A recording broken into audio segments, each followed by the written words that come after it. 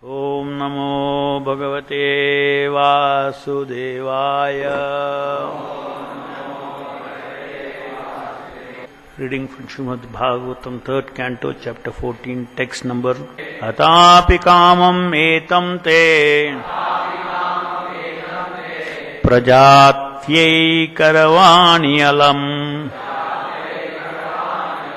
yata mam natirochanti muhurtam pratipalaya. Translation purport by Srila Prabhupada ki Jai. Even though it's not possible to repay you, I shall satisfy your sex desire immediately for the sake of begetting children. But you must wait for only a few seconds so that others may not reproach me. Purport. The henpecked husband may not be able to repay his wife for all the benefits that he derives from her, but as for begetting children by fulfilling sexual desire, it is not at all difficult for any husband unless he is thoroughly impotent. This is a very easy task for a husband under normal conditions. In spite of Kashyapa's being very eager, he requested her to wait a few seconds so that others might not reproach him. He explains his position as follows. Text 23. Yesha gorattama vela gora nam gora darshana charanti yasyam bhutani bhutesha anucharaniha. This particular time is most inauspicious because at this time the horrible-looking ghosts and constant companions of the Lord of the Ghosts are visible. Purport. Kashyapa has already told his wife Diti to wait for a while. Now he warns her that failure to consider the particular time will result in punishment from the ghosts and evil spirits who move during this time along with their master, Lord Rudra. Text 24. Yetasyam sadvi sadhyayam bhagavan bhuta bhavanaham parito bhuta parshadbhir vrishena tati bhutarat. Lord Shiva, the king of the ghosts, sitting on the back of his bull carrier, travels at this time, accompanied by ghosts who follow him for their welfare. Purport. Lord Shiva or Rudra is the king of the ghosts. Ghostly characters worship Lord Shiva to be gradually guided towards a path of self-realization. Mayavadi philosophers are mostly worshippers of Lord Shiva. Sripad Shankaracharya is considered to be an incarnation of Lord Shiva for preaching godlessness to the Mayavadi philosophers. Ghosts are bereft of a physical body because of their grievously sinful acts such as suicide. The last resort of the ghostly characters in human society is to take shelter of suicide, either material or spiritual. Material suicide causes loss of physical body, and the spiritual suicide causes loss of individual identity. Mayavadi philosophers desire to lose their individuality and merge into the impersonal spiritual Brahmajyoti existence. Lord Shiva, being very kind to the ghosts, sees that although they are condemned, they get physical bodies. He places them into wombs of women who indulge in sexual intercourse regardless of restrictions on the time and circumstance. Kashyapa wanted to impress this fact upon Diti so that she might wait for a while. Text 65. Smashana chakra niladhuli dhumra vikirna vidyota jata kalapaha basmavaganutam alarukma deho devastribi pashyati devarasthe. Lord Shiva's body is reddish and is unstainted, but he is covered with ashes. His hair is dusty from the whirlwind dust to the burning crematorium. He is the younger brother of your husband and he sees with his 3 eyes. Lord Shiva is not ordinary living entity, nor is he in the category of Vishnu or the Supreme Personality of Godhead. He is far more powerful than any living entity, up to the standard of Brahma. yet he is not on an equal level with Vishnu. Since he is almost like Vishnu, Shiva can see present, past, present, future. One of his eyes is like sun, another is like the moon, and the third eye, which is between his eyebrows, is like fire. He can generate fire from his middle eye, and he is able to vanquish any powerful living entity, including Brahma. Yet he does not live pompously in a nice house, etc. Nor does he possess any material properties, although he is a master of the material world. He lives mostly in the crematorium, where dead bodies are burnt, and whirlwind dust of the crematorium is his bodily dress. He is unstained by material contamination. Kashyapa took him as a younger brother because the youngest sister of Diti, Kashyapa's wife, was married to Lord Shiva. The husband of one's sister is considered one's brother by that social relationship. Lord Shiva happened to be the younger brother of Kashyapa. Kashyapa warned his wife that because Lord Shiva would see their sex indulgence, the time was not appropriate. Diti might argue that they would enjoy sex life in a private place, but Kashyapa reminded her that Lord Shiva has 3 eyes, called the sun, moon and fire, and one cannot escape his vigilance any more than one can escape Vishnu. Although seen by the police, a criminal is sometimes not immediately punished. The police wait for proper time to apprehend him. The forbidden time for sexual intercourse would be noted by Lord Shiva, and Diti would meet with proper punishment by giving birth to a child of ghostly character of godless impersonalist. Kashyapa foresaw this, and thus he warned his wife Diti. Thus ends the Bhaktivedanta purport. So, Kashyapa Muni is requesting Mother Diti to wait for a few seconds only, so that Kashyapa Muni is not led into something which angers Lord Shiva.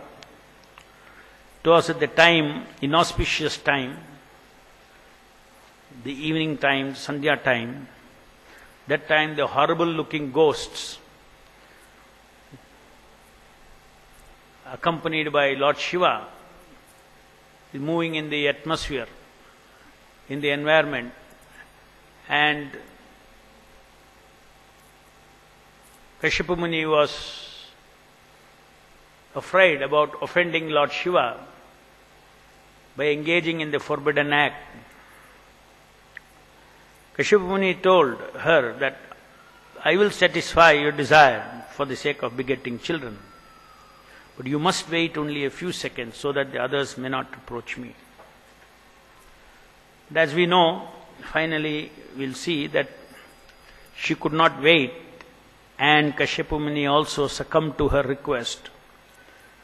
And that was the cause of a bad soul coming into the womb of Mother Diti.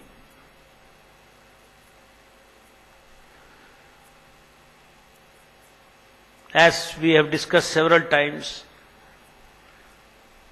the regulated process of sense enjoyment or the regulated process of grahastha life are so many fine details are there, what is to be done, what is not to be done.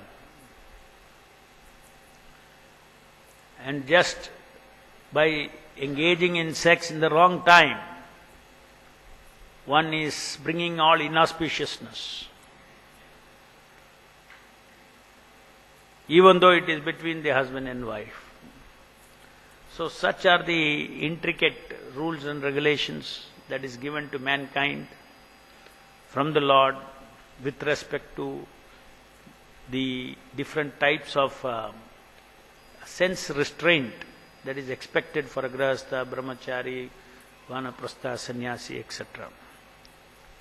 So by following those restrictions of those ashramas, one can get gradually purified, and at the same time by not following that, it is considered to be sinful. So sinful activities are not at all conducive in any manner to spiritual life. First we have to be sinless. Only then it is possible for the living entity to engage in devotion service, pure devotion service. Sin is like jumping into the fire. Just like what happens if you jump into the fire or put your hand into the fire. The body will burn. So in the same way, our consciousness, if it jumps into sinful activities, then we are harming our real self. That is the reason why Krishna, he warns us against this formidable force called lust, and he calls it a very, not an ordinary enemy, a formidable enemy. Desire for sense gratification, of all that, the desire for sex, a very formidable enemy. And it is also, Krishna also says that this is a Nitya Vairina, eternal enemy, and Jnana Vijnana Nashanam. It destroys Jnana and Vijnana. So many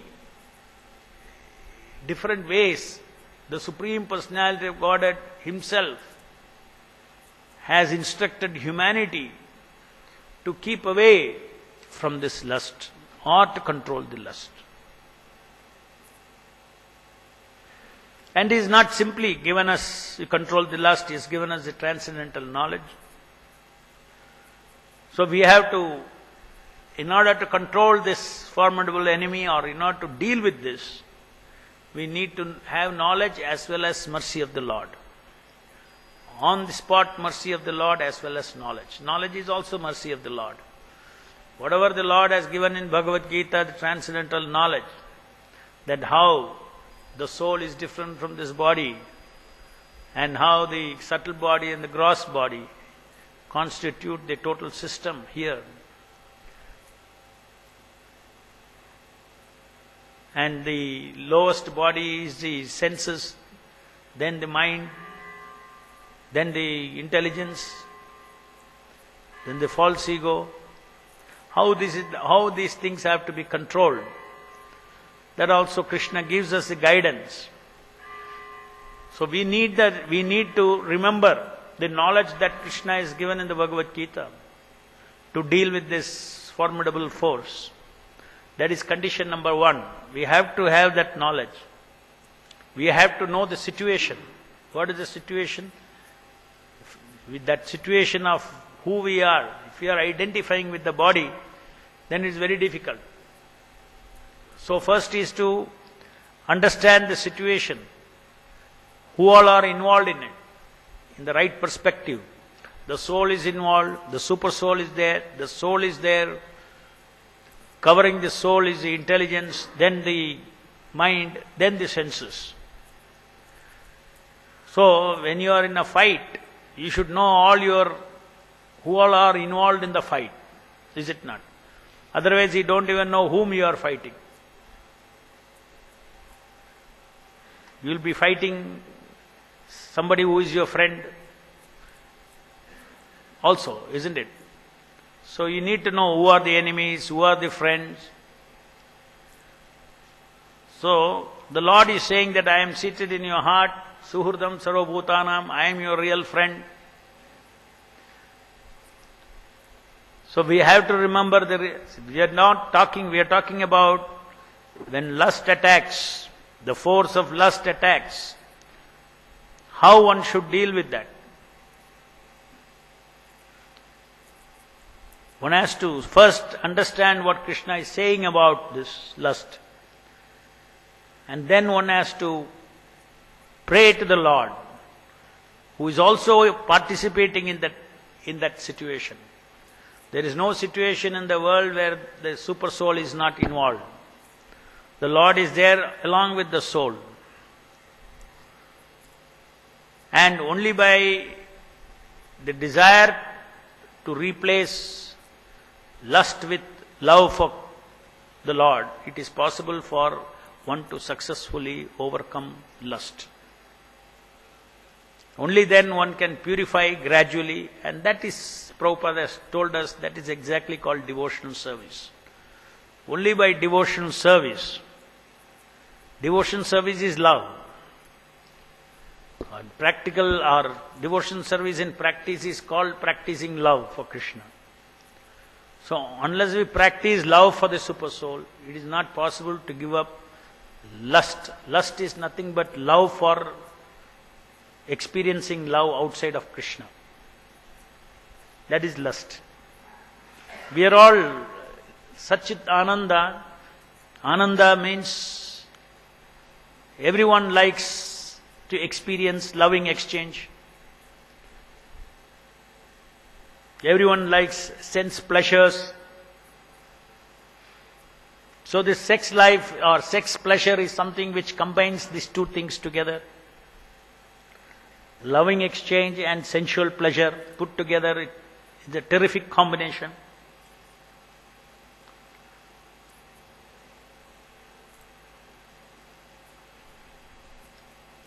To overcome this,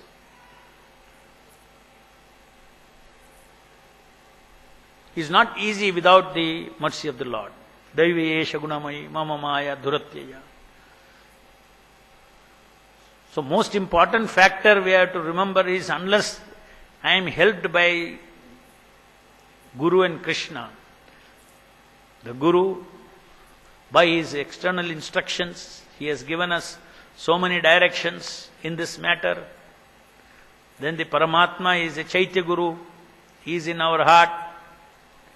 So by his mercy, mata smriti jnanam apohanam cha, we can situate ourselves in knowledge and not go into forgetfulness of our position. We as spiritualists, as those who are practicing Krishna consciousness, we have this advantage of having this knowledge that Krishna has given. And especially because we are chanting the Hare Krishna Mahamantra, it makes sense to us to at least intellectually understand that I am not this body.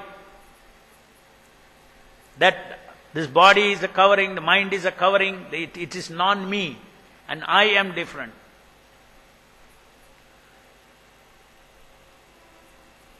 So one has to resist this force of lust somehow or the other by different methods that Krishna has given, the Guru has given, that the Guru gives within the heart. One has to actually detach himself from this pleasure. This is important.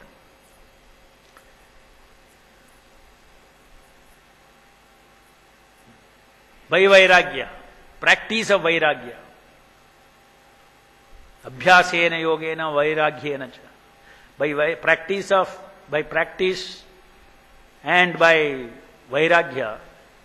Vairagya is nothing but detaching pleasure from the situation. That is Vairagya.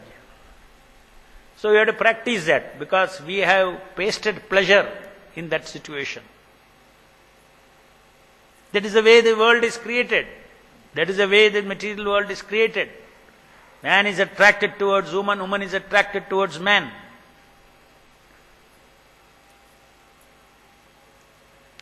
And there is a purpose for that. Now if you want to go higher than that, there is a purpose for settling in this material world. If one can engage in that pleasure, but that pleasure has to be engaged. Even for that, you have to engage according to the way the Lord has instructed us to enjoy. And ultimately, as far as we are concerned, ultimately we have to come out of this complete pleasure idea. That is our path.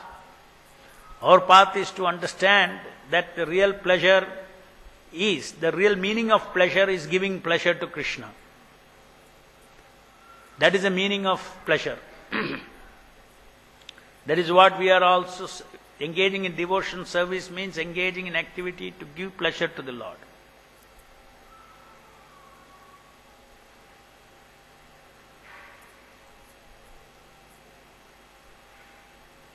Even in our japa, Every day what we are practicing is giving pleasure to the Lord, incarnation. So the Lord is seated in our heart and is continuously awaiting our response in each situation. And if we give pleasure to the Lord, that is called devotion service. If we engage in direct pleasure, then there is a false ego or ahankara coming into picture, lusty intelligence. I will enjoy. And this is a constant thing that the devotee who is practicing bhakti yoga is constantly. He is saying no to the ahankara and saying yes to please Krishna. One has to practice that. One has to first say in any dangerous situation, he has to call out to Krishna and say yes to Krishna. Not forget him. And then say no to Maya or false ego or illusion. And by saying so, by practicing that, continuously our mind becomes purified. And our taste of pleasure is pleasure of giving Krishna. Giving pleasure to Krishna and not about taking pleasure. And that is the process of devotion service. Practically every day what we do for the service of the Lord, for the pleasure of the Lord, Guru and Krishna. That is our constitutional position. That is actually our constitutional position. It is not in our present conditioned state, it looks like tapasya, to give pleasure to the Lord and to resist pleasure to ahankara. It looks like a austerity. But actually ultimately it is constitutional to feel pleasure, to give pleasure to the Lord. That is the soul is there, false ego is there. So we should understand, the moment we are taking pleasure for ourselves, then we are covered by the false ego. And we are serving the false ego. We are serving the false masters. We are serving that which does not exist. In illusion we are serving. Whereas the Supreme Lord is seated in our heart, the one who really exists. And we do not want to please him. So this is our conditioned life.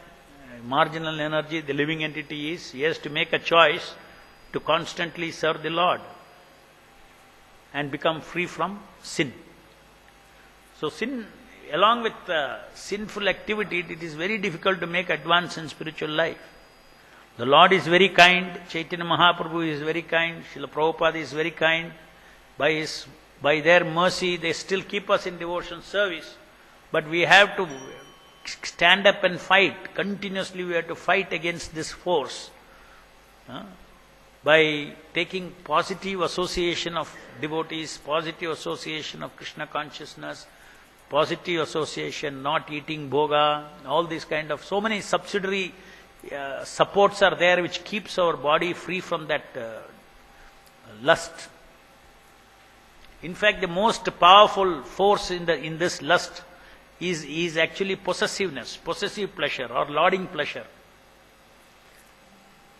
If one actually gives up lauding tendency, of course it doesn't go so easily. By understanding the entire picture, Krishna is the Supreme Lord, Supreme Controller. The lauding tendency naturally, by years of practice of devotion service, that the lauding devotee becomes not so lauding. He becomes submissive. He becomes submissive to his attitude will be very contemplative and submissive and not lauding, because he knows everything belongs to Krishna and everything is controlled by Krishna. So lauding actually comes down. When lauding comes down, automatically this sex desire also comes down. This lauding tendency is what amplifies the sex desire. Which is not there, you will start seeing. So it's a different subject matter. But what is important is to understand that one has to continuously struggle. And when the Lord sees in the heart that this devotee is serious about changing a standard of pleasure from self-pleasure to pleasure of giving pleasure, that is constantly we have to do that. Then the Lord will free us from this from this imprisonment of sex desire. The sex desire is an imprisonment. Craving for Preeti outside Krishna is an imprisonment. Sex desire is basically, it is craving for Preeti outside Krishna. That is actually at the root level. It is not even the physical pleasure. Because as I said, the Jivatma is Satchit Ananda. Ananda means there is sensation, pleasure, no doubt. But it is a loving exchange. That is what is the jivas crave for. So by forgetting Krishna, who is a perfect source of all Preeti, who is actually even now, let's say as devotees we are practicing Krishna consciousness, one whose worth of receiving maximum Preeti in our life is the Lord. We may not see with our eyes, but by the Guru and Krishna, that's where the Preeti is deserved. Our love is deserved there. That we have to contemplate. If you contemplate and if you understand, if you comprehend and meditate on that fact that there is only Guru and Krishna in my heart who is loving me. And my love should go there. We cannot keep quiet. We have to love someone. The living entity cannot keep quiet. You have to love someone. It is one of the constitutional pleasures of the soul. Sat, Chit and Ananda. So we have to love someone. That loving has to be primarily at the level of the Lord, transcendental level. On the other side, this side is the material energy, on the other side is the Lord. Material energy is the material covering, and the soul, beyond the other side of the soul is the super soul.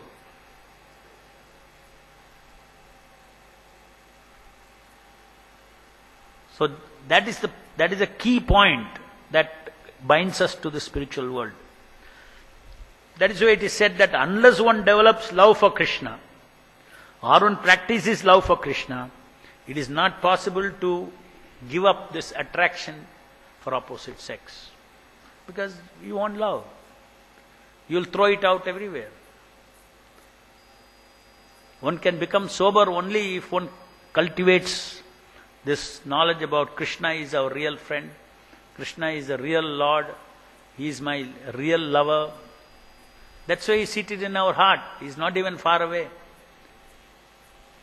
This idea that it's only in Krishna consciousness this understanding is given, that the Lord loves you, really loves you in the sense He is with you. How to realize that statement, Suhurdam Sarvabhutanam, that He is actually my friend. How to realize that?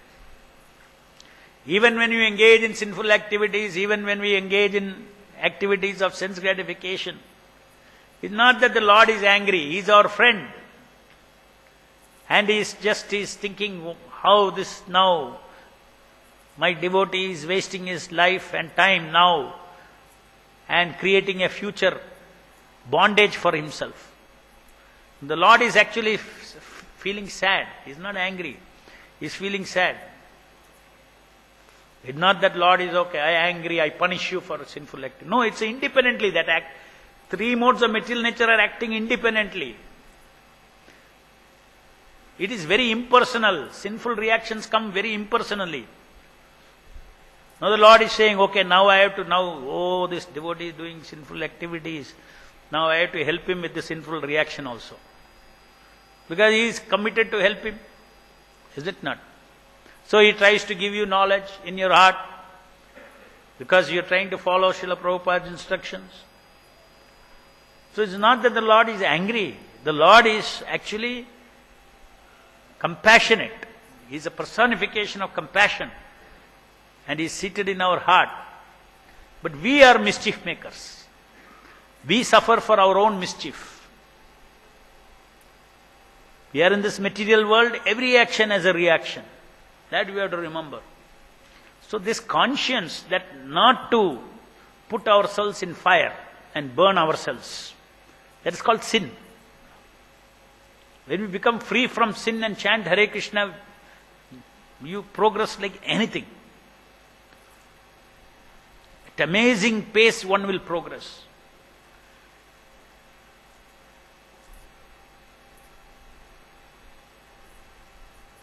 No doubt it is a formidable force, Krishna says. At the same time, Krishna has given a solution. Curb this formidable force, Krishna says. He doesn't say it's a formidable force, you cannot curb it. It's a formidable force. It is not a small force. And this is the way it is. He explains all those things in detail. One after the other he explains in a way in which one can understand the situation at least. After understanding the situation, by His mercy, one can actually stop this influence of lust upon us. Only Krishna consciousness has a fundamental solution to conquer lust. As far as Mayavadis are concerned, there is no actually even absolute motivation to be lustless. Whereas we understand why we have to be lustless. Because we have love, and our perverted love has to be purified, and therefore lust is. It's not that we give up lust and we are empty, no. Lust is a misapplication of love of God. So I want to situate myself in love of God. By curbing the lust, I am not losing something. The false ego, when you deny sense gratification to the false ego, the characteristic of false ego is that it will feel incomplete.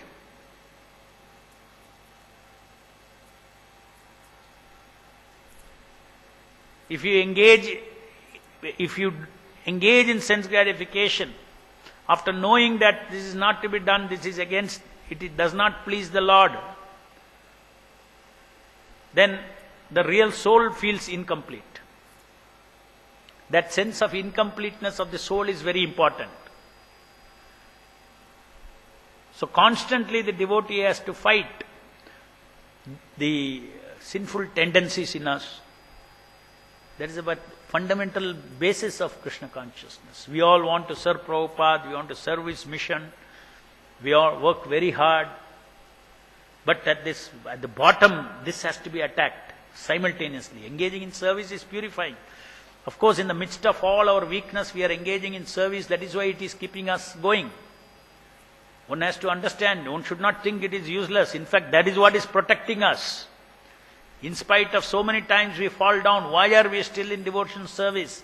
It is our devotional service. Why are we still in this process? Because the Lord is with us, you are engaging in service of a pure devotee. But we have to accelerate our process. One has to understand that there is no substitute there is no other way other than becoming sinless. At least the 4 sins that Prabhupada has given, gross sins, we should become sinless in devotion service. The importance of that has to be very much impressed upon our mind, that we have to become sinless. That is one of the stepping stones. It's an immediate goal in our life. Immediate goal in our life. And then so many wonderful things are there in Krishna consciousness, which takes us to another world of pleasure or experience. Any questions?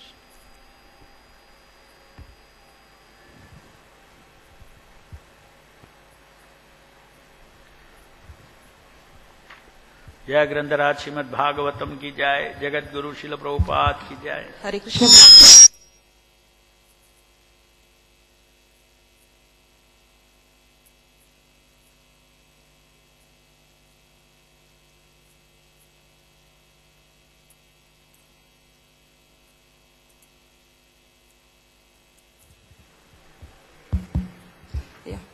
Once I was put into a situation where we had to preach to around 300 Africans. Distribute books in a place where 300 Africans had to come. And, 300? African devotees. African people. Ah. So their lifestyle was such that even to stay next to them was very horrible for us. It was stinking. Too much into the material kind of life and not interested in anything in spiritual thing. And as a group of devotees we went, and a few people who were there with us Most of them ran away because it was stinking. You can't even just stay next to them, and they had to run away. But still, I felt that, although I was seeing that Krishna is inside them, we should be there. And we were, I was feeling that actually it's my duty that when Prabhupada is Adama Janara Bandhu, and being a representative of Prabhupada, I had to stay back. So it was so horrible that even we had to tie a kerchief to our nose. And that was the situation, but still we stayed for some hours. And I was trying to distribute at least one book to one soul. It was very tough. People used to come having lot of money, spending for many things, but one book corner, very tough to convince them. But yet I was waiting for one soul to come. Because I was feeling that, Krishna is imprisoned in that soul, and the key is with that soul to come and open. So in that condition, but still after 2 hours even I was not able, I had to even run away from that place. But yet I was feeling very bad at home that I was not able to even try to open one soul, the gate of one soul. So how should be the condition of a preacher at that situation? First thing. And second question is, why Krishna has to get imprisoned with such souls who are just thinking? He's giving punishment to himself. He can stay in a devotee's heart, but why in everybody's heart in such a condition? Why you think that he is imprisoned? That itself is not proper Krishna conscious philosophy. Krishna is never imprisoned. Krishna is always transcendental. You are thinking that he is like a person like you. If he has to be in the stinky place, he will be also smelling. He can stay in the big stink and without smelling. Whatever that stink may be, gross stink or sense desires or sense gratification, whatever it is. He is completely, his capacity is something else. So don't think Krishna is imprisoned in this body. Where that Prabhupada says, he never says that. These are all mental concoctions. You have not understood the philosophy properly. Krishna is never imprisoned. The super soul is transcendental to material nature. Only 3 modes can affect the jiva. 3 modes cannot affect the Lord. So the Lord, see, if you, out of compassion, if he is staying with the jiva, when somebody out of compassion and love is staying with the jiva, is it imprisonment? No, it's not imprisonment. He is there.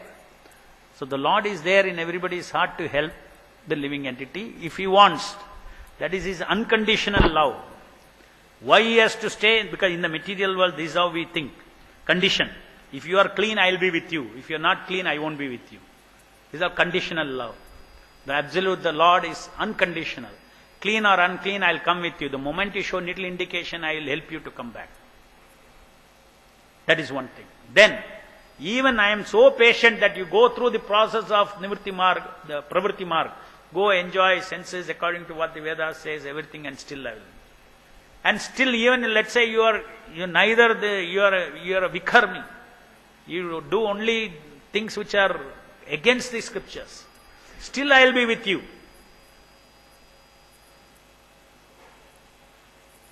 So that is Lord's unconditional way of being with the Lord, with the devotees. And then what you should have done at that time, that is a practical thing. Why you should go into such situation? There are so many living entities who are,